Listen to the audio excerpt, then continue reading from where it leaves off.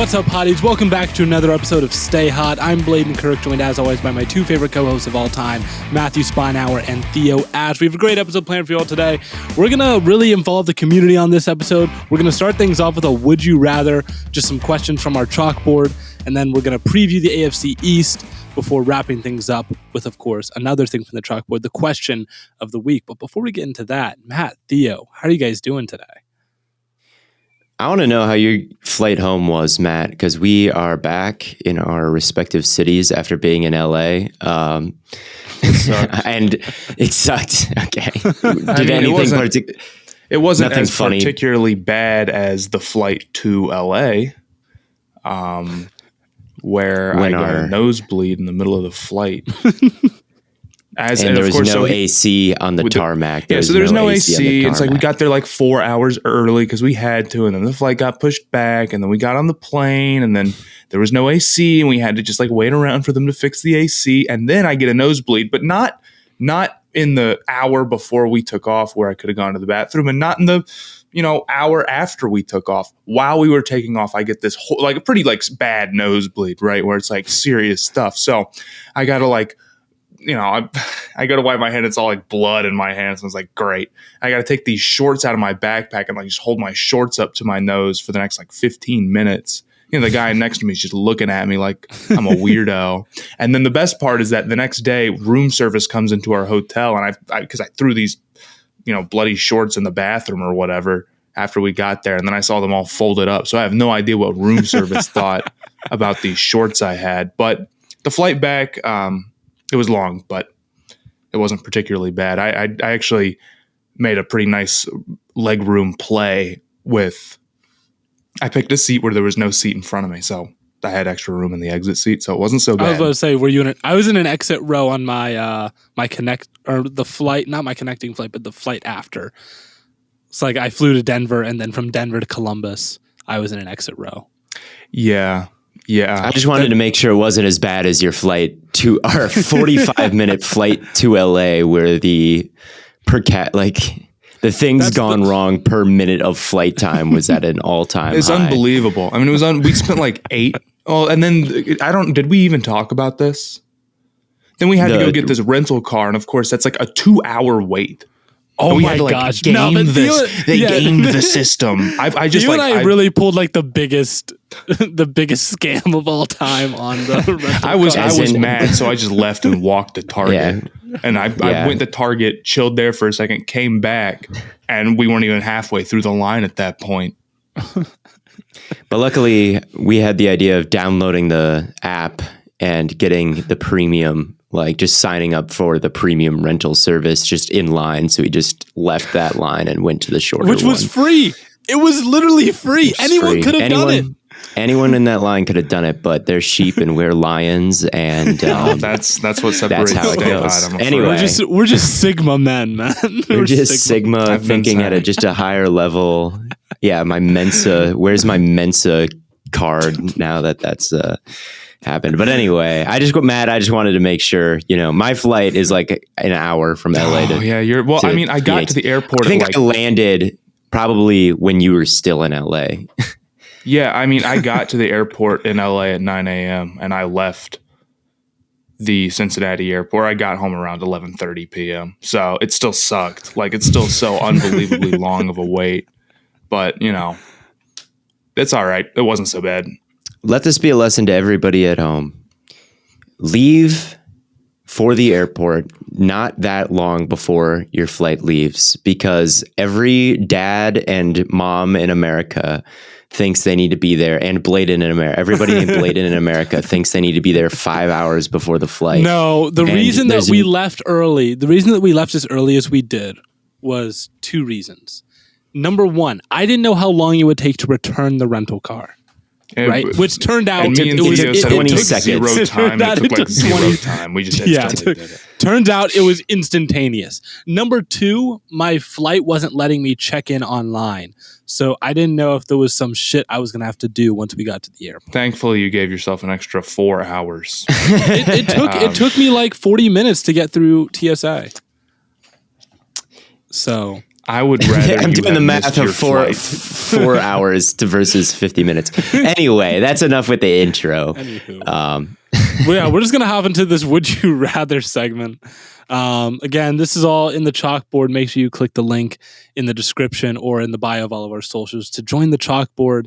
Once we hit 5,000, you get to tell Theo to do whatever you want for a day. So that'll be fun. There's just no shot, dude.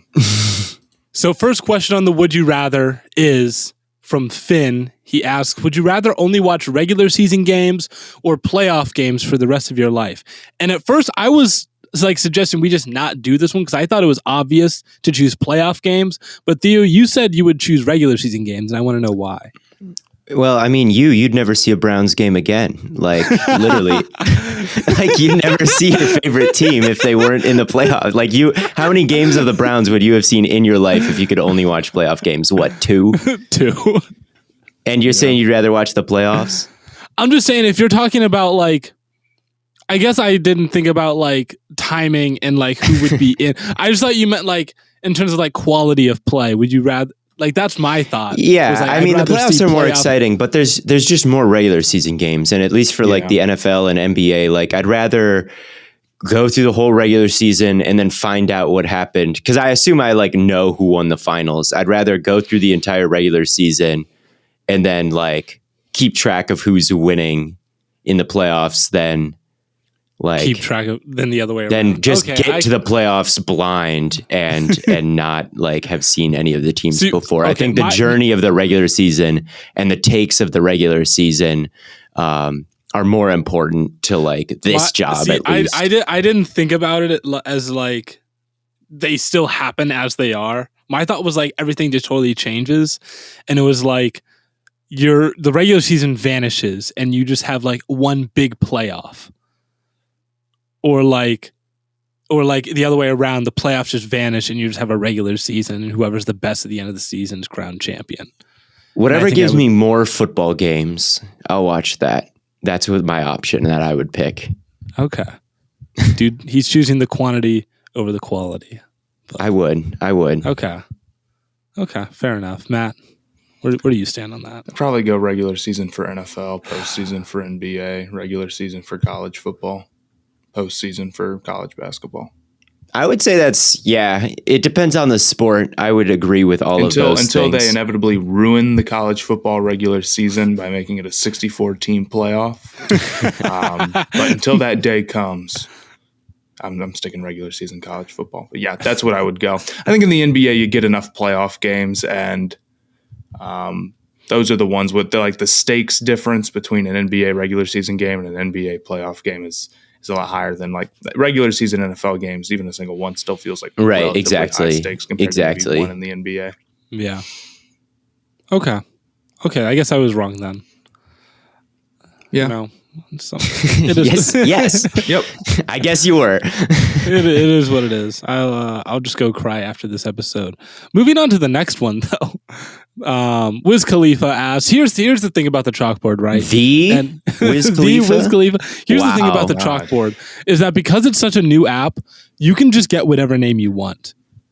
Right. So Wiz Khalifa was actually able to get his own name. Wiz Khalifa. That's big for him. It's really big for him because someone else could have taken it. But he got there just in the nick of time. But Wiz Khalifa asks, would you rather put your life on the line scoring a goal in the NHL or in the Premier League? I mean, I'm dead. No, I'm not. I'll go Premier League.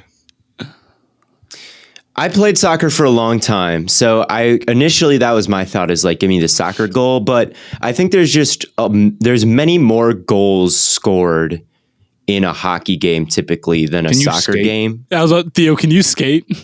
A little bit. I can. I would get crushed just parking myself in front of the net though, so I'd probably get injured. I can skate a little bit, but I just feel there's just so many more goals and chaos and deflections in hockey that I think I'd have a better chance at just getting it knocked off of me into the net. Do they mean than there is in a soccer game? You're taking a penalty or something? No, I think they just mean you're straight up. I'm just going in the game. You're the striker, and you got to go. All right. through the But I mean, Premier League. but if there was a penalty, like that would still be a goal. That would count. I'm still going soccer. I could do it. I can't skate. Yeah, I can't skate, but I can run. I could probably headbutt one. I think you could learn to skate. I think that you could, in this hypothetical, learn to skate. Then I'll take some lessons from Ronaldo or something. Or Messi or whoever. Yeah, like if that's on the table. Here's the thing, right? I feel like I have a much better chance of scheming, of having a soccer team. Soccer nets are bigger, so I'll go with that. I don't know. I think you're easier to just kind of luck into a hockey goal by far. I think that there's just I've seen so many times where a hockey puck just sits out in front of the net and it's just chaos and gets poked in. In soccer, you got to be pretty deliberate and the ball is bigger. I'm pretty physical. I feel like I could get some positioning. It's not impossible. Messi's 5'4". Yeah, I'm good. I'd stiff arm him. What about what if you have a clear shot at the net, right, in hockey, but then it deflects off someone else and goes in, and now there's also that's a good point. In hockey, there's empty. If your team is up, there's empty net possibilities. That's so I think that hockey is the play here. If you played the whole game, your team would they would not be up with. They wouldn't win. But would you have to play the whole game? Could I cheat on this and be I could score an own goal? I could do that. You can't do that. You could tank your that team. Is a, I don't even think you could do that. I think that the goalies would save even. No, because once your team went way down, your team would go empty net and you could score. So maybe that's not a bad idea. Or you could be goalie in soccer and just I would be the goalie. And then you just score an own goal. On myself. You guys are no fun.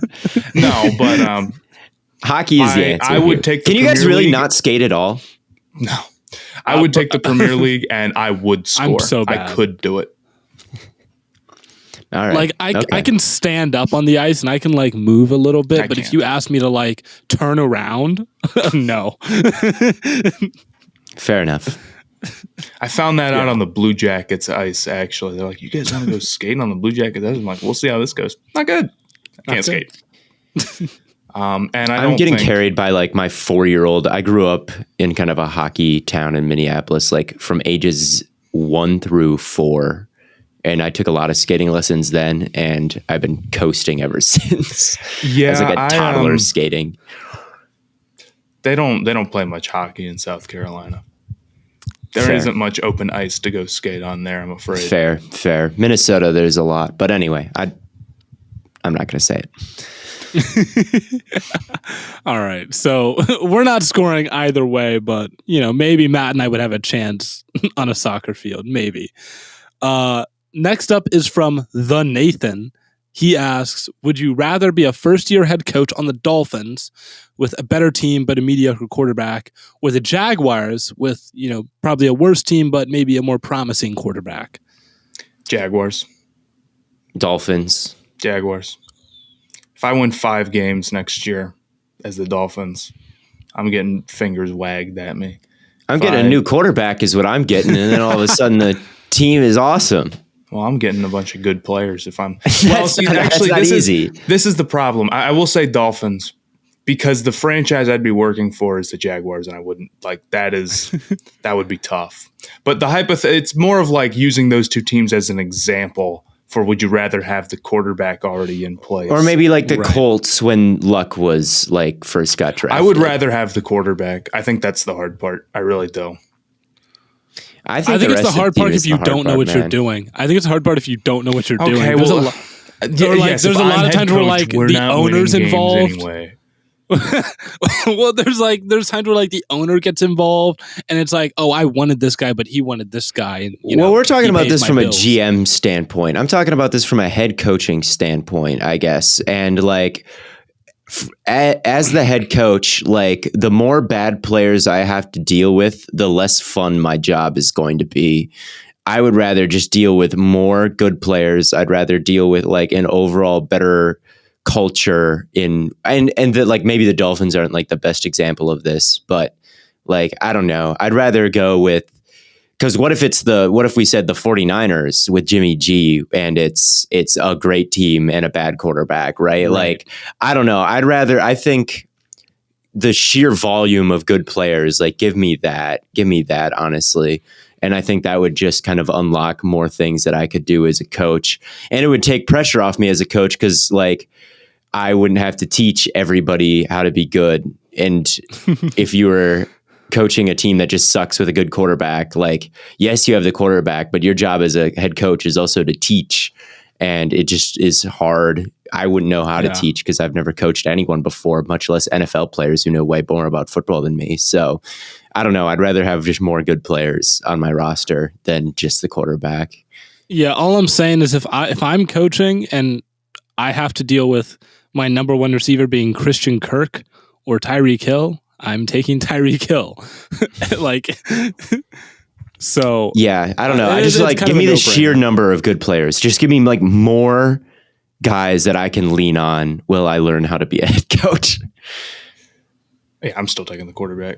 That's the hard part. Give me like a good rookie quarterback on a rookie deal. That's how you win, baby. I think you can get the other guys. I think getting the quarterback's the hard part. When your rookie quarterback retires midway through his second contract, we deal with that when that happens, I suppose.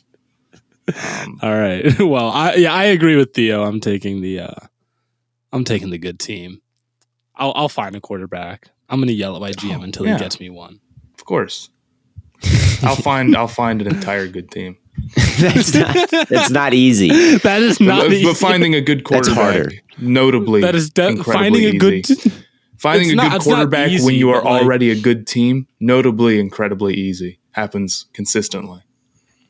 I don't know. You can make a trade. You can make a trade for Kyler. You can make a trade yeah.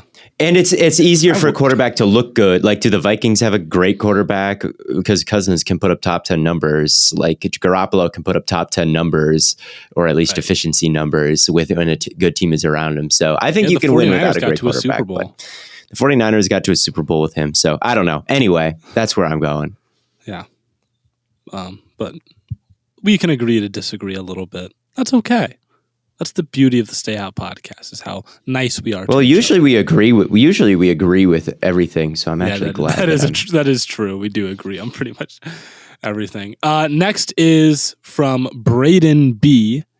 Asks, would you rather put your life on making 2 threes in an NBA game or rush for 15 yards in an NFL game? 15 yards. 15 yards. Both are against like average teams with average supporting cast. 15 yards easily for me. 2 threes. 15 yards is hard. I think playing running back is one of the easier, like, I'm sorry, running backs out there. I think you would get stopped for a loss a couple times and it would be like, oh shit. I think you can't go backward with the threes. And I actually think that if a random guy was on the NBA court, they are letting you shoot. Yeah. Even after you make your first 3, they're letting you shoot. See, this is kind of a tough question because hypothetically, if you were like the running back for a team, or if they were putting me out there for 40 minutes, they just wouldn't give you the ball, right?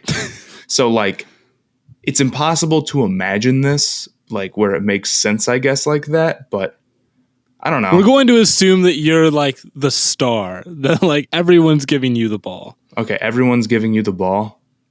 I also think that I would get hurt before I got the 15 yards. That's where I'm at. I would definitely get hurt. Like, I think I could. I would break my collarbone a third time if I got lucky. I think I'd get crushed. With threes, I mean, you can just jack up garbage threes all day, and if the idea is that they'll keep giving you the ball, I actually think your odds are like not horrible if you can. You'd have to take a bunch of bad shots, like maybe they're even half quarters. But if they're going to keep giving you the ball, I think it's doable. Yeah. They'd have to be uncontested. That's the only way. And I guess if they're like legit guarding you, yeah, you'll never score one. But I don't know. That's what I think. I think if they are guarding you, I just don't think I'm putting the ball on the ground like with the dribble. Like maybe I could Klay Thompson catch and shoot, but I truly do not think, because with running, if you're just holding the football and running forward, you have posed a question, Matt. Do you think you could rush for 1 yard in an NFL game? I think you could. I think I think so too. I seriously think there are times where I see a hole line open so wide where I am like, I seriously could have picked up 5 or 6 yards on that play. I think if things are blocked perfectly, I could rip off like a 5-yard chunk play. I really do. And if you gave me the ball, that's why there's the caveat of like, this isn't like an elite offensive line against a trash defense. I think it's in average like against average. 5 or 10 attempts, yes, I would get a yard one of those times. But you need to accumulate like 15 yards. I think there's no hope. I think I could rush for 30 attempts, 15 yards. I think that's like a normal guy. I totally disagree. There's no way you are making it through 30 rushes in the NFL. No, you are for sure getting hurt. I think 5. I would struggle to make it through like top. 5 or 10. I'll say this. Maybe I'm a durable guy. Maybe if you're like sneaking the ball and your goal is only to get those 15 yards and you are going down immediately every time trying to get 1 yard at a time, maybe that's doable. I think it's more doable than the NBA. I think you could go to McVay. I think you could go to Shanahan and say, look, your only objective in this game, like I will die. This is above winning and losing. I will die if you do not give me 15 yards rushing in this game. I think like they could do it. I think they could. Actually, I didn't even think about that, Theo. We're scheming up like some triple option misdirection, some trick play, something. There is something you could do. Look, what did we run at the combine? A 4.8? I ran like a 4.8. I ran a 4.4. That's really like a 5. Okay, look, could I be quarterback? I don't know. I think there's a way to scheme me up 15 yards. I do. I think there's a way. I think there's a way to scheme you up. Open threes, but then I have to hit them. Okay, but if you getting to the spot, they might be able to scheme getting to the spot, in basketball. But then I have to hit it. If they can scheme me getting to the spot in football, that's all you need to do. There is no throw aspect of it. Just get there. What if you fumble? In basketball, you have to get there. What if you fumble? Do you keep the yards if you fumble it? No, I think I really really think that like my odds of like jacking up half quarters the whole game. Like, okay, so if you're going to say that the only goal for your game is to get you those 15 yards, then my only goal would be to get those 2 threes and I get every single shot. Yeah, I would get 2. If the whole team was like, we have to get, we'll set 3 picks for you, we'll do whatever, and all you have to do is have enough space to throw up literally anything, as long as it doesn't get like blocked, you would eventually get 2 threes. I really do. Even if you were throwing them like over your head like that. I mean, I'm telling you, they would be like the worst attempts ever. But eventually, it's not so like you would have. I guess maybe if we could get the whole team involved. But if we're gonna go in the spirit of the question and just say like you're playing like you're just a small forward and the game plan goes on as normal. I don't even think I'm getting a shot up in the NBA. I really don't. I think there's more that goes wrong in the NFL. I think there's more like what ifs like. Because again, it's like an average system, so you're not going to have McVay at coach or Shanahan. So you're going to have an average offensive line. You're going to have all this averageness around you, and same thing in the NBA. So I'm like, okay, I'd rather just get to chucking. I don't know. I think bad shooters get left open all the time in the NBA.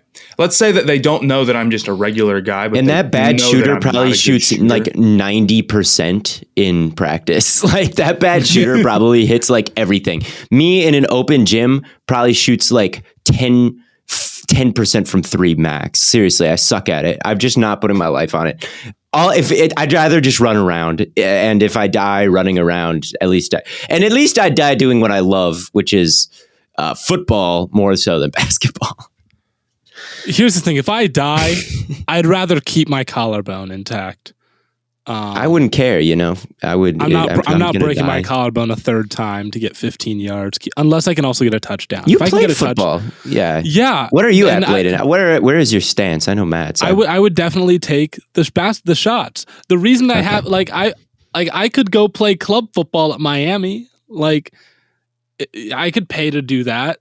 It's you pay for the pads and the helmet and whatnot, but like I'm not breaking my collarbone again especially for 15 yards. Nah. I think that I really think in the NFL you would just get hurt on your first attempt. And I think you would need a lot of attempts. And I think even if they got you a good like amount of room, I don't think it would last quite as long if it was me running through that hole, Maybe. I know that As Tom opposed Brady has to rushed for selling the 15 show. yards in an NFL game before. I think I could do it. On a single play? Yeah, probably. He's had 15-yard running attempts. I've seen it. But He has I don't the know. Tom Brady's more TB12 durable method. than I haven't Tom Brady's more followed. durable He's than got, me. like, He does have the TB12 method. He's got the TB12 method. I can't match that.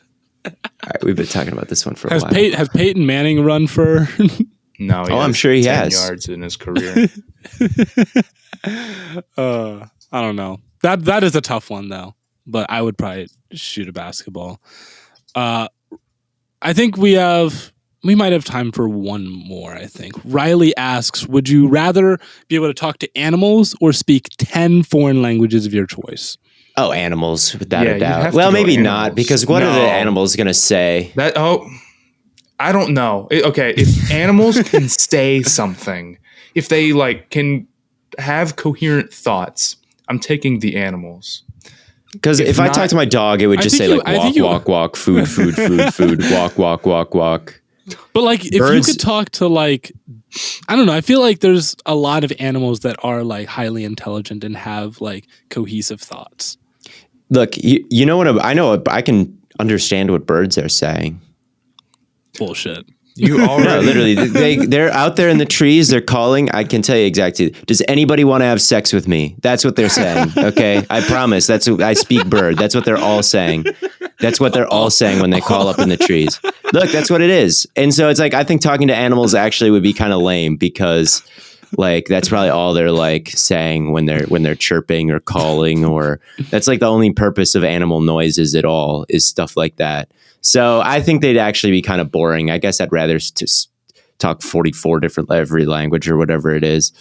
Actually, it really would be sick to talk every 10 languages. It would be. You could go on some crazy trips. You could go if you could just go to You could some we crazy can- place so and just be what totally languages? fine. What languages though. would you opt to speak? I would, Spanish, French, Spanish. Chinese. Those are the three that come to mind right off the top of my head. Okay. I'd probably just pick the 10 most spoken languages. Whatever that Probably, list is, yeah. I'd probably just go with that. Yeah, an animal. If it was truly a Dr. Dolittle situation, and it's revealed that these animals could talk to you like a human person and have a conversation, I would choose that. But in all actuality, if all of a sudden you got the ability to speak to animals, they would not have anything. You could not have a conversation with them about things. They would just be I'd like to hear my dog articulate how excited they are to see me. Yeah. That'd be pretty cool. That would be just cool. car, food, food. When I walk in the door and Butter's jumping on my leg, I'm always can you please stop scratching my leg? All right. Have you guys seen that TikTok of that one dog that presses the buttons? Yes. Yeah. I would take the speaking to animals language and I would see if that dog actually could put together serious thoughts or if it just was pressing the buttons at random. That's what I would like to know. That's the thing is I do think that if dogs can learn sit means sit, right? And stuff like that. I do think to an extent you're going to be able to put together some sort of cohesion there. I think it would be interesting to be able to talk to them. I think it would be really interesting. What if they think horrible things? I'll take the languages. Yeah, I think that the average, person who doesn't speak English has more interesting thoughts than the most an average dog or hummingbird or snake. Snake doesn't even make a noise. Okay, but imagine this, right? You're hiking in the forest.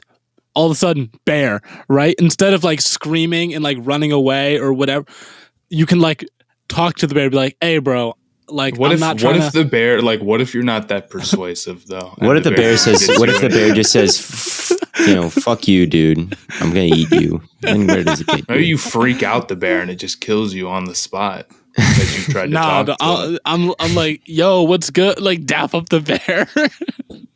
I don't think that's how it would go. I think I could dap up. I think I could dap up someone who speaks French. All right. that would unlock that to me. I don't think Theo, I could tap up you're gonna like a sea lion. disappear off the grid. Like you're gonna need to be able to like converse with the wolves in the wild. I don't think I do. I don't think like No. I don't think I would need to do that. Plus, what would it do to nature's beauty? Right? Maybe I don't want to know. Maybe I'd rather have the animal kingdom be the animal kingdom and the human kingdom be the human kingdom. I'm taking the languages. It's a boring answer. I think there's like some like pretty like horrifying ramification. Like, what if you can hear like all the bugs, but you can't like not like choose to not hear them, and it's just incredibly loud all the time. Yeah, you just can't live understand. anywhere. Yeah. Yeah, it's a Pandora's box. Like, I don't know. If I could speak all the languages, I know exactly what I'm getting myself into. I think there could be some pretty horrible consequences to like understanding what every animal is like feeling all the time. All I'm saying is like when a spider, I wouldn't have to be afraid of spiders anymore. Like you don't have to be afraid of them right now. Too bad. There's nothing stopping you from just like looking at them and not caring. Listen, all I'm saying is like a spider walks in. I'm like, hey dog, could you not right now? And he's like, oh yeah, my bad. I don't think the spider's gonna take that well though, right? Like if you were just like, I hate you, you're so gross. Like they're not gonna be I'm like, not gonna okay, be like, my I fault, hate buddy. you. I'm just gonna be like, hey, could we not do this right now? Like I'm trying to like go to bed or like I'm busy. Like Let's talk about like, the AFC East. I'm going to talk about the AFC East with the spider. But yes, let's start with the AFC East. And of course, we always start at the very bottom. The New York Jets. We've talked about them a decent amount before. They should be better, right? I think that's our consensus here is that they should be better, but I don't know if they actually will be better. And I don't love the schedule they have to go against, but I don't know. The Lions 5.5. Yeah, they had a really good offseason. I don't love Wilson, but he should be better. He's a second-year quarterback. Obviously, you'd figure he'd improve. And they won 4 games last year. So it's like that is very on track for – and they added like some pretty major talent. Really high on Wilson, really high on Gardner. Right. But it's never as simple as like, well, we definitely got better and we won 4 games last year. So we're going to win 6, no doubt, this year because their schedule is the AFC East. They have to play the AFC North. They have to play the NFC North. That is pretty tough. That is not easy. It's not. It's not at all. I mean, they could beat like the Browns week 2 because it'll probably be like Jacoby Brissett. They can beat Pittsburgh, I guess, with like a rookie quarterback and a bad offensive line. But man, I don't know. I feel like they have a lot of tough games, and it's a solid roster. It's a solid roster. It's a solid roster. And just before getting into all the games and stuff, like I think Wilson, what you gotta learn about him, or what you gotta know about him is, or the game you have to watch is maybe the Buccaneers game. That game. Because I didn't like Wilson coming into the NFL, like coming out of college. And then he had a horrible year statistically. And I was ready to watch him, write him off completely and just be like, oh yeah, that bust. Exactly like I thought. And then the Buccaneers game is really the one where he was just dishing dimes with his feet planted over the middle and closing windows, where I'm like, you look at that game and like extrapolate that and like say, can you just play like that all the time? Because that was a good defense. And that was just some amazing throws in that game. And it gave me more hope than I thought I would have for him going forward. And yeah, Garrett Wilson was kind of the stay hot wide receiver 1. And in general, I hear that like they're the new Bengals. They're the team with a second-year quarterback with the rookie wide receiver who could totally break out. The defense can look decent on paper with Quinnen Williams and Carl Lawson coming back and some of the free agent moves they've made. Like, oh, they could be the Bengals this year. They could go from like 5th pick in the draft to the one of the better teams in the league if Zach Wilson like becomes what he was billed as. The only thing is like for like the Bengals with like Joe Burrow, it's like Joe Burrow was like literally the best college quarterback we've seen since like Cam Newton. Right. Joe Burrow and Zach Wilson are not in the same, I think, stratosphere as prospects coming out. As much as like I've been lower on Joe Burrow in the past, like I knew like Joe Burrow going first in that draft was not like a major problem, I think, because I wasn't high on Tua or Herbert particularly. But anyway, like I think like people get the next Bengals confused just because the Bengals did so good this year, and like their odds to make the Super Bowl were like just never before seen for a team that actually got there. So to just like bank on being the next Bengals is silly, but to bank on getting over 6 wins or over 5 wins, really, because it's 5.5. 5.5. I think that that's very doable for a roster of this caliber and a coaching staff that I like Saleh and just kind of that 49ers way of doing things. I like Carl Lawson. I like Quinnen Williams. I like Garrett Wilson. I like everything they've done. I like Michael Carter and Breece Hall as a running back duo. I've liked everything the Jets have done kind of outside of the Zach Wilson thing.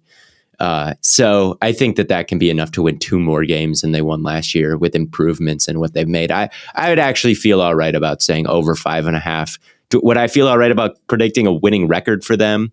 No, but I think their range of outcome is 6 to 7 to 8 wins. Like that, It falls in that range like a decent amount of the time. Yeah, I can get behind that for sure. I just like the next Bengals is like totally like that's a lot to ask. Well, you're not going to see a run like that again. No, you know? and even 6 wins, the addition of Garrett 6 wins Wilson, would be disappointing for this Jets team, right? Oh, no, absolutely. Like the expectation should be like maybe like 8. Like that. I don't know. I think their under over would probably be like 7.5 or something if their schedule wasn't so brutal. But really, I mean, like they play like a 12 really tough games. Yeah. It's I would agree, but I'd still take the over, if any, here. I like what they've done. Everything. If I felt a little bit better about Zach Wilson, I would be like, oh my God. If they had picked Trey Lance at 2 instead, how would you be feeling about them right now? Yes.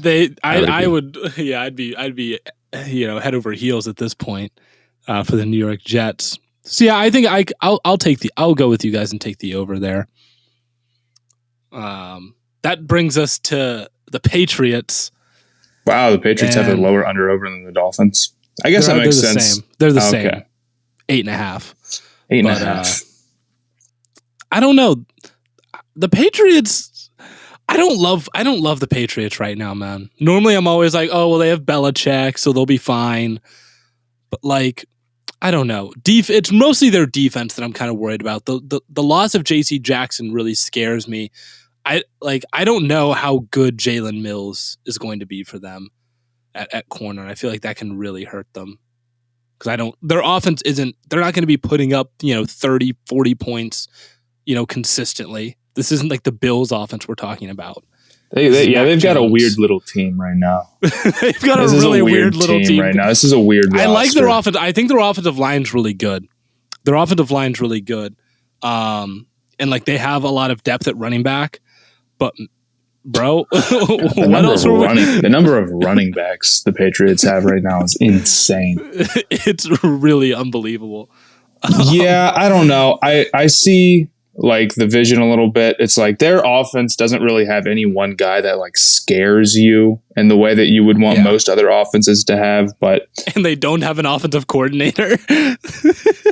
Yeah, so it's like I can kind of see if you're not super threatened, even though it's like Mac Jones is fine. The receivers are like very solid and definitely have like, fit well within their roles, and the offensive line is good. So you can see the path with that. But I think, Belichick offenses or Belichick defenses value having those high level cornerbacks so much. And now you're going into this year and you probably don't have those. So I do kind of expect a step back from them. I think I like the Dolphins too, so I don't know if I can predict every single team in this division to be over on wins. But it's hard to bet against the Patriots. It is, but like I kind of do lean under, right? I mean, when was the last time you remember the Patriots just like not having a good corner? I mean, I'm looking at their starting inside linebackers, and it's Mac Wilson and Juwan Bentley, and I don't feel very strongly about either of those guys. Yikes! I forgot they traded for Mac Wilson. How long? When was that? It was because it was Mac Wilson for Chase Winovich was the trade. with the I Browns. think that you guys are sleeping on the GOAT, Bill Belichick here. I really do. Bro, I love Bill Belichick. There was a stretch. There was a stretch last year where I thought the Patriots could really like make some noise in the AFC like playoffs. There was a stretch last year where they beat the Jets 54-13. Then they beat the Chargers. Then they held the Panthers to 6, the Browns to 7, the Falcons to 0, the Titans to 13, and then the Bills to 10. And after that was happening, I was like, oh my, like the Patriots, and then they kind of fell off a little bit towards the end. But this team, I think, is still capable of that like stretch in kind of the middle of the season. And I think that people remembered them getting blown out by the Bills at the end. And yes, it was ugly, but I mean, you got to remember, J.C. Jackson was an undrafted free agent. Like, no one would have thought J.C. Jackson would be any kind of net positive for them. And I don't know who's going to step up for them this year, but I know Bill Belichick and someone's going to. All right, he's such a good teacher, and he's just consistently has great defenses, and he did again last year.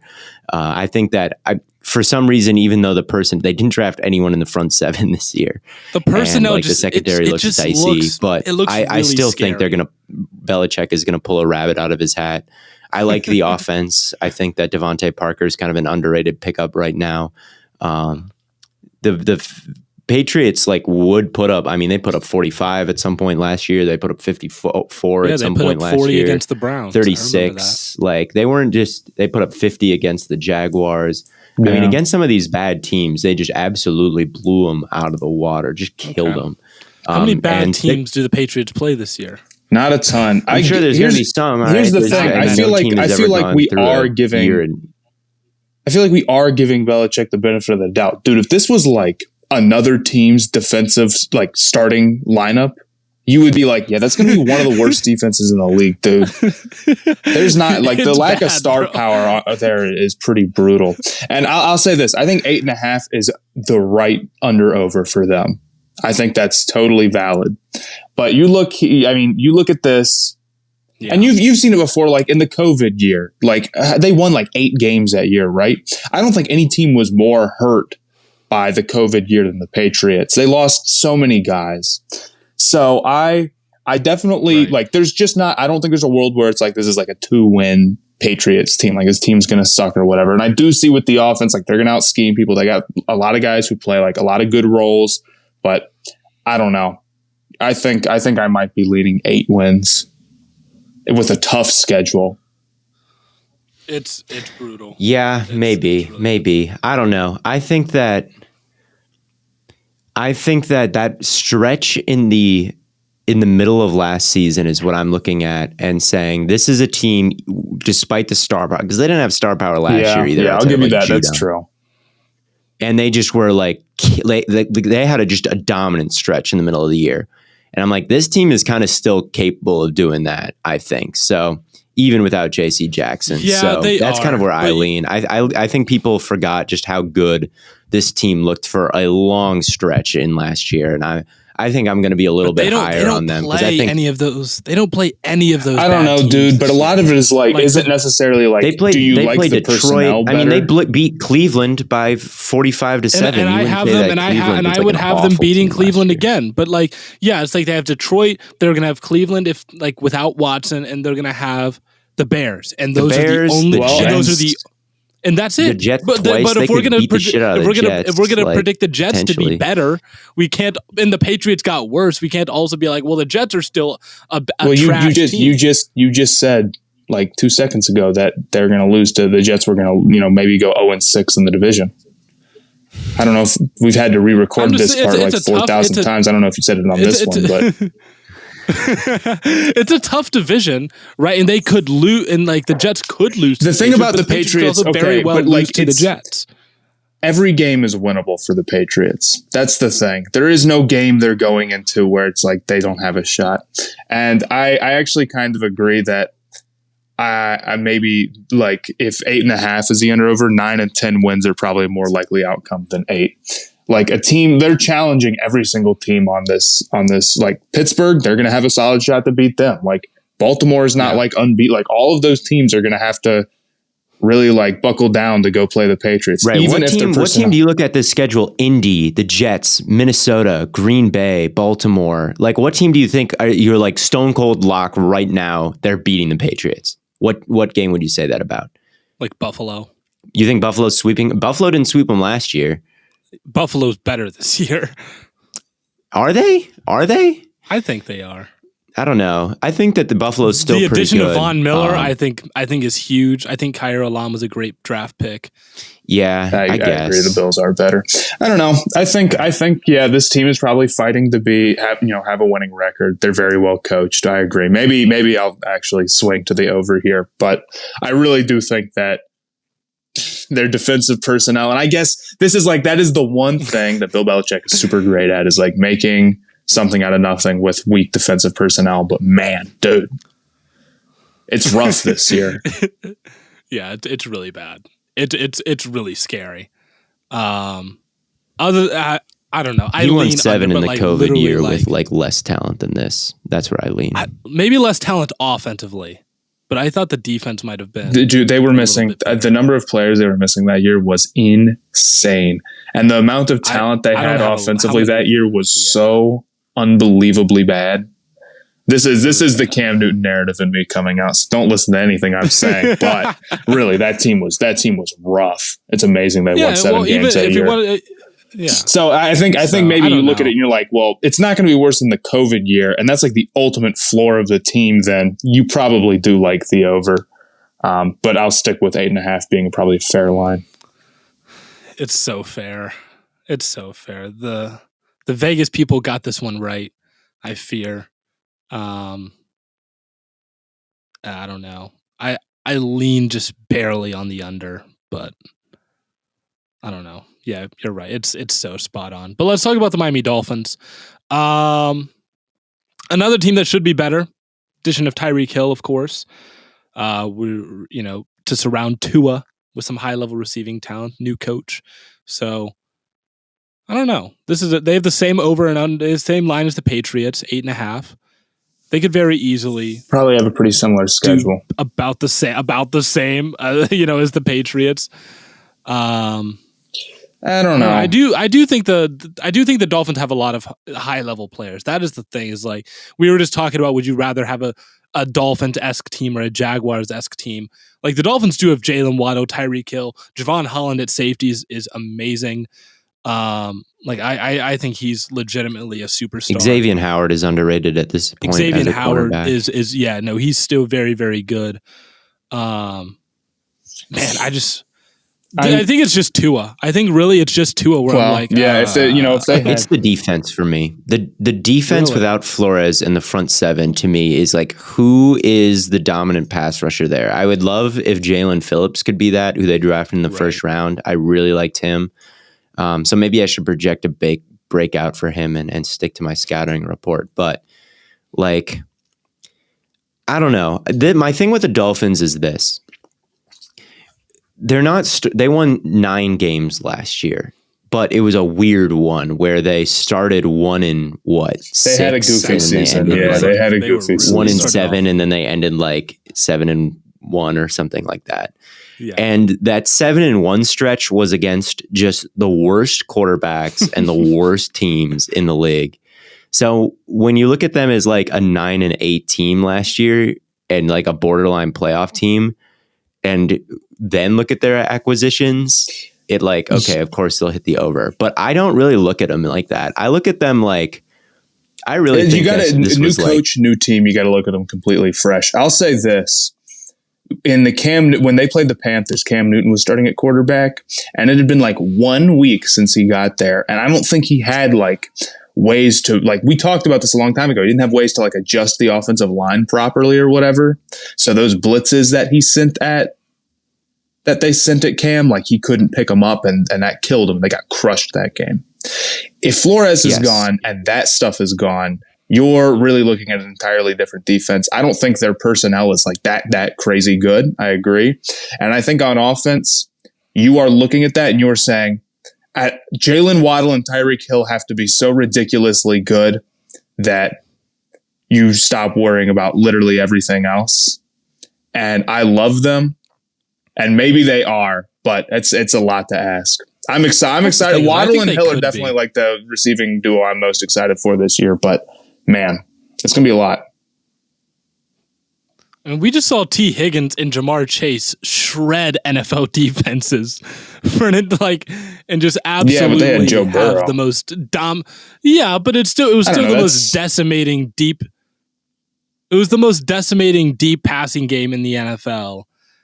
And maybe you don't have that, but you have just you have God tier speed. Tua had the facilities to have a good passing game last year with Waddle. I mean, Waddle is the closest thing we've seen to Tyreek Hill, and they used him like Anquan Bolden last year. All right, like, but that's the thing is like different coach, right? So we could see, right? It would be a different defense, but it's also going to be a different offense. I think, well, here's the thing. They have the same defensive coordinator as I believe they did last year. So maybe we'll still see some of that amoeba stuff and maybe that'll still be good. I think that we're going to see Tua, like there was a stretch this year where people were like, I bet you feel dumb about Tua to me because I didn't like him. And he was like putting up some solid numbers because he was just hitting like the easy RPO stuff and like putting up some like half decent efficiency ratings. I think like, if that was happening last year, I think it can happen again this year, and Tua can like be a bad quarterback, putting up decent numbers with Tyreek Hill and Waddle creating some big plays after the catch. But overall, like I just don't. I think I feel similarly about like them and the Patriots are kind of in a similar spot, and I don't know which I prefer, but I think Flores was a good coach, and I think that they let a good coach go. I think they've got a bad quarterback. I think that their front seven, I do like Jalen Phillips, and he had 8.5 sacks last year. So maybe I like their pass rush. If he and Ogba are like the 1 and 2, that could be worse. I don't know. I just don't know. The offensive line still looks bad. They added Teron Armstead, though. They are playing. It's tough. There's a lot of good quarterbacks this year. I'll say that. And their schedule has a couple of brutal stretches. It's got Patriots, Baltimore, Buffalo, Cincinnati. First 4 games. And then it's got a stretch of San Francisco, LA, Buffalo, Green Bay. Dude, that is just, I think getting 9 wins through a schedule this tough is hard. I think I'm taking the under. There's a world in which I see all of the Dolphins, Patriots, and Jets being like 7 and 10. Like every single one of those teams. I don't disagree. I think I'm taking the under on them. I think if you only felt great about their defense last year going up against bad quarterbacks, I don't think they play enough this year. And I think their offense, with the offense, you're really projecting because it's hard to know exactly what it's going to look like. And because the high end talent on that offense is so sick that if you want to say, yeah, I believe in them. And like the things the 49ers do on offense are so sick. It's like, okay, I totally get it there. But I still think you're limited by Tua. I think with how limited Waddle was in his role last year, that's kind of telling of how like limited Tua makes your offense. And I mean, the 49ers are over there figuring it out with Garoppolo. So maybe it doesn't matter a ton, but I'll take the under. I think 8 wins would be not even bad for this team. And that would still be hitting the under. Yeah, that first 4 games, like if New England beats them week 1. They may, yeah. Yep. Right. And then it's like Baltimore, Buffalo, Cincinnati. Are you projecting them to start 0-4? Yeah. Yeah, I mean, I think I might be. And it's like, if I think it's like a very good chance they start 0-4, like picking the over after that gets kind of tough. Gets a little tricky. Even if they start 1-3, even if they beat New England, because they are home for that game. So, like, I don't know. And the back end of that schedule is just not like, it's not that good either. I mean, I think 49ers, Chargers, Buffalo, Green Bay might be like the toughest stretch of 4 games that any team has this season. That's ridiculous. So, yeah. I think that there's a world where they get that nice run of weak quarterbacks again, and they have a very nice record, but maybe we don't live in it. So I'd say under. That's San Francisco, their Chargers, Bills, Green Bay thing. 3 of those in a row are on the road. It's at San Francisco, at LA, at Buffalo, and then back home to play Green Bay, which is going to be an away game for them. Christmas versus Green Bay. There's going to be as many Packers. And then the next week they go at New England, if you want to count that too. So it's travel for that stretch is unbearable. It's brutal. So yeah, I'll go under. At least San Francisco and the Chargers are in the same state, but then you have to go to Buffalo. How does that work? And then those back teams, down to but Miami. They don't stay there, do they? Like, okay, like if a team plays like 49ers and Chargers back to back on the road, right? And they're in Miami. Do they stay the week? I don't think so. Really? I think they would. I genuinely no idea. I'm totally I have no idea either. Maybe they would. I mean, if they're in the same state, but where would they practice? That's what I'm saying. I don't know. Yeah, regardless, that's tough. Yeah, I think we've been very negative on the Dolphins here. I'll end on a positive note. I do think that like the offense will be all right. And I do think Jalen Phillips is going to kind of be a serve that front seven well, and with Christian Wilkins and Zach Sealer's a little bit underrated as well. I feel like maybe actually the secondary isn't that bad either wins with a brand new head coach where you're saying, yeah, if they get a quarterback, they'd be fantastic when they have an incredibly hard schedule. It sounds mean to say the under, but I actually don't think it's as negative as it comes off. No, I don't think it is. I just think they're just in a tough spot. I think a run-first head coach, like there's definitely, I think Tua is going to look decent for stretches. I really do, like he did last year with the RPO stuff and the hit the first read horizontally and let Tyreek Hill and Jalen Waddle go. Like anyone can execute that. He'll look fine doing that. But I think like in general, the rushing offense behind that offensive line is still going to be pretty bad. I still think like the explosive play rate is probably going to be below average. And I think the pass rush, like even if Jalen Phillips is like pretty good, like is probably still going to be below average. That's where I'm at. But the secondary should still be good. Jalen Phillips could. There's room where you could like see him a little bit, but I don't know. I would probably go the under, but so I don't know. I do like Tyreek Hill. I think Tyreek Hill is the best wide receiver in the league, though. So that is true. So does that bring us to? It's tough. Buffalo. Yes, and Buffalo I think could be like that. Buffalo, Philly, and San Francisco to me are like the three. I think are going to have like the three best records in the NFL. Those are like my top three teams. And I mean Buffalo. What's their we under? Talked about over? All these other teams could be. It is 11 and a half, which is a lot, but I think they could win 14. It's a lot on a schedule. Like it's not easy. Like I'll say that it is, but you know if you're going to be a good team, you have to beat. Yeah, but last year the Bills did not like clean up their easy wins even.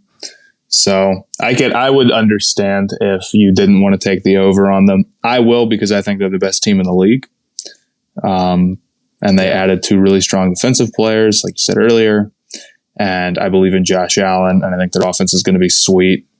Then I'm excited to see more Gabriel Davis. Maybe not as much as some of these fantasy guys, but I am. So there's still a lot of great stuff there. But I definitely see a world where they're really great and they make a deep playoff run, but they don't hit 12 wins. Yeah, that world exists as well. And they do have it. They do have it tough, just like the rest of their division. Like they go Rams week 1. You know, they have a stretch. They play Baltimore and Kansas City, and then coming out of the bye, they play Green Bay, and then probably once the Browns have Watson back, they play Cleveland. Like and they have the Bengals. Right? It's like it's not an easy schedule, but. If we're looking at them, hurt, I fear for them. That's where I'm at. I think, I don't know. I think the Bills. I don't have the Bills coming out of the AFC. I think that they're slightly overrated right now. I don't know if they're the team they were. I think last year really felt like if they would have won that shootout with Kansas City, kind of felt like a really good chance for them, and now it's over. I get that they got Von Miller, who I still like, I suppose. But and they got Kyrie Elam and Tre'Davious White is coming back. So I guess they maybe look better on paper, but every team looks better on paper after the off. I don't know, man. I think this team still looks stacked to me. The last serious injury that Stephon Diggs had was my in issue with the October of Bills. 2018. My issue with the Bills is just like their inconsistency, and maybe this is more of a playoff thing where they can like just look horrible some weeks, like just horrible, like the Jacksonville game or the Indianapolis game last year. I would say maybe even week 1 against Pittsburgh where Josh Allen was a little scattershot. Like I do wonder about their consistency sometimes, and like their highs are really high, but some of their lows can be like really, really low as well. And so I guess that's not so much of a regular season thing as it is I'm worried about them if they don't get the 1 seed, like putting together like 5 really high level games in a row in the playoffs or 4, whatever it is. So I guess that's where I'm a little bit not as high on them, just cruising out of the AFC, like maybe some of these other teams. I think like they had kind of a no-name defense last year with like they were super good, but I think they've gotten the names now though. I actually think like their secondary is stacked, like stacked. Yeah. I think the big thing they were missing last year was what? Like the guy as a pass rusher. Well, they've got that now. And I think, Rousseau, I think, can take another step. I think you really like their front 7 right now. I understand like if Diggs goes down, the receivers aren't great, but there's also a lot of receiving cores you could say, well, if their number 1 receiver goes down, it's not as strong. I do agree that their biggest weakness is that their run game is just not that strong. So you kind of rely on Josh Allen for like 100% of the offense. And Josh Allen, as great as he is probably a little bit inconsistent. So that kind of makes the whole team inconsistent. But I think that defense has no way of being anything other than really, really awesome this year. And I think they'll be a great team. I guess, but number 1 though, because they were the best defense last year. And are they going to repeat that? I suppose maybe they could. And the offense is hard to repeat. Best defense is hard to repeat, but most of the times when a team has the best defense is either because their defensive scheming is really good, and that usually doesn't change, or they just had the Bills' defensive scheming is not like crazy, like anything crazy though. It's other thing would be they have really good personnel, and a lot of times when you have really good personnel in a defense, someone or a couple of guys wants to get paid. Right. And when you can't pay all those guys, you lose those guys. So we'll see. I think they had the 10th ranked offense last year and the 1st ranked defense. I would say if their offense doesn't get like markedly better and their defense, like even though they've added some talent, regresses a little bit. I don't think that's a crazy. Okay, well, I don't see their defense that's kind of an analytical I don't buy into regression to the mean. The Bills have heard all about regression before with Josh Allen. If their offense, this is going to regress. I don't think their defense regressive. It's fantastic. Last year, this upcoming year, which one would you take? I'd take this year easily. I think the only reason is because that you're looking at like the game theory of answering this question, though. You can only be wrong answering next year, but there's no reason to think their defense should be significantly better or significantly worse going into this season. Like, yeah, of course, if you say that their defense can only get worse, you're right, but there's no reason to really think that it gets marketably worse. It also could go from like the 1st best to like the 3rd best, and they'd be perfectly fine. Yeah, that's fair. I don't know. I'm gonna go. I love their I think their defense could legitimately be like. You think like them in Green Bay? I think could have like the 2 best defenses, and even like the 49ers. I think you could throw in that mix, or Philly even. Like any of those defenses could be the best in the NFL. And like I look at Buffalo coming off a year in which they still have the 2 best. I think the best safety tandem in football, in Jordan Poyer and Micah Hyde. Trey White's, amazing. The one thing they were missing in their secondary was a number 2 corner. Kyra Alam is added, and you loved Alam coming out of the draft. Alam to me is like a step below Stingley. Is like in terms of like style, like just super fluid hips, strong in. So I'm going to say I understand predicting the under here just off like tough schedule, inconsistent team. I'll go over here though. I think this is a really, really great team. I'm going over. I'm going to go. How many games 11. Did they win last year? So they would have hit the under last year. I'm going to go.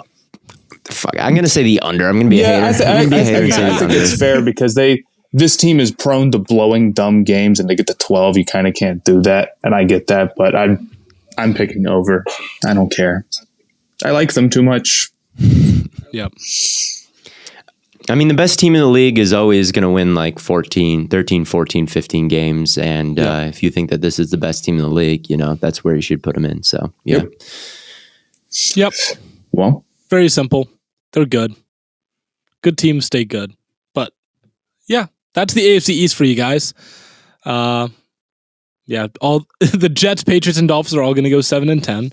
And then the Bills are going to have 14 wins. And undefeated 21-0 win the Super Bowl. All right, so the question of the week, again, this is from our chalkboard. So make sure if you're not in the chalkboard and you want to be involved in stuff like this, go click the link in the description or the link in the bio of all of our socials. The question of the week this week is, who is an athlete that gets too much hate? LeBron, gotta be Bron. I could give you all my regulars. Cam Newton, Lamar Jackson, LeBron James, all the guys. I'm trying to think of anybody in particular right now who is has bad narratives going against them. Maybe Jalen Green is one. People dislike Jalen Green too much. And he's going to be really fun to watch next year. I think it's not going to be worth it to hate Jalen Green. I'll say that.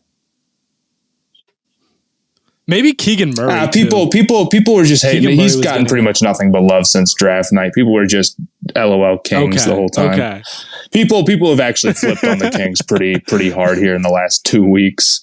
Yeah, I would say that picking the Kings over because their over got set at 30.5 wins is incredibly popular right now, and it should be. I'll say Trey Lance. I mean, obviously, there's guys like John Morant or those LeBron that we talk about all the time. But and I talk about Trey Lance a decent amount. But I think people are just freaking out that he didn't start last year when they shouldn't, and especially some even the 49ers seem to have weird rumors coming out about him, from the organization where they're just they don't like him. They didn't expect him to be this bad still. And I just don't think any of that is true. And I just think there's so many just bizarre narratives coming out against him when he was literally just a quarterback who sat a year, which is not a rare thing. Mahomes did it. Brady did it.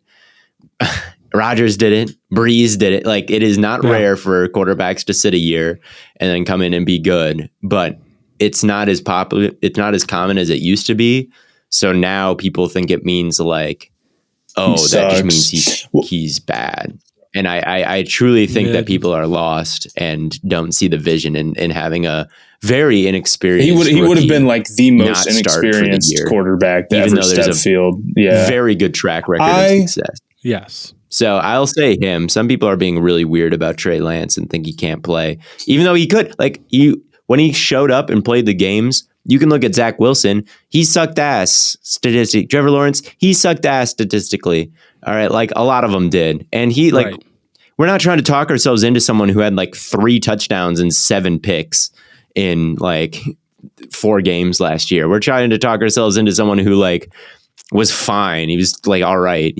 His completion percentage over expected was a little low, but overall he didn't look like a total mess out there. So yeah, I think the thing about it is with Rodgers or Brady or whoever, it's they're sitting behind really strong quarterbacks. So Mahomes is sitting behind Alex Smith. With Lance, he's sitting behind Garoppolo, and that's what makes people nervous. It's why can't you beat him out? But the reason why I think with Lance, it's he's one of those guys who needed to sit in particular because he had a year of FCS football under his belt. So it's even more so advantageous to have him sit out a year. So I'm not particularly worried about it one way or the other. I agree. Plus, what's Jimmy Garoppolo's win rate as a starting quarterback? It's something ridiculous. It's probably 75%. It's probably one of the highest in the league. Shanahan knows that he can win football games with Jimmy Garoppolo.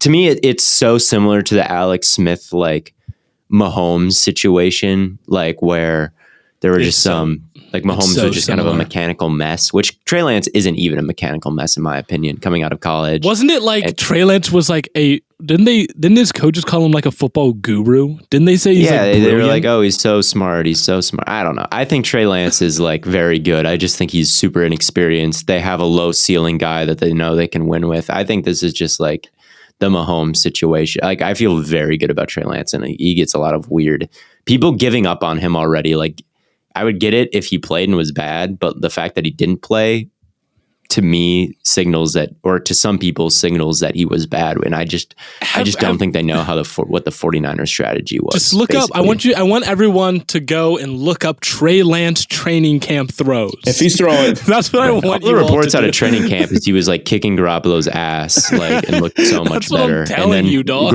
Shanahan was still like, no, we're not going to start this rookie right. We're going to sit him a year. And that's exactly what they did. And then people were like, why did he sit a year? It's like, because that was his plan. That was always their plan.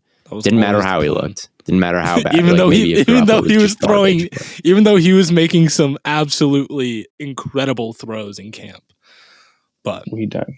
I'm trying to think of anybody. Blaiden, you have anybody in particular you think gets too much hate? I think Zeke a little bit. Zeke Elliott. Yeah, I think that's a good pick at this point. It's like, I get that he's not going to be like 100% like rookie year Zeke, where he was like jumping off the screen levels of explosive. But I thought last year he was hitting the hole a lot faster. He did look to be a lot more powerful than we'd seen him in the past couple of years. So I do think like coming into this year, you know, rumor has that he slimmed down a little bit. I'm excited to see what Zeke looks like. Yeah. But other than that, I can't think of anyone else. I think that's pretty much it. Lamar, all Elliott, Trey the Lance. usual suspects here, as far as too much hate goes. usual suspects. Is there anyone like? I had somebody. I had someone really good, I think, but I forgot. Oh, Damian Lillard. The loyalty stuff sucks. Oh, yeah. You know, he can't. There's. If you run away, he will never win. Ring chasing. If you stay, why are you being so loyal? Whatever. Who cares? Yeah. Double-edged sword. But I think that's about it for me. He'll never win. Yeah. If anyone has any other guys that we missed, you know, of course, leave them in the comments. We'd love to hear, you know, who you think is the most hated player in all of sports. Or you could put it in the chalkboard and we can talk about it there. But I think that pretty much wraps things up for us. Theo, you're giving me that look like, come on, let's get out of here. So, as always, tons of content coming away on all platforms. We'll be back. We have a special episode coming very soon. And yeah, as always, from Corn Boy, Bird Boy, and Lemon Boy, the Stay Hot crew, we will catch you all on the flippity flop.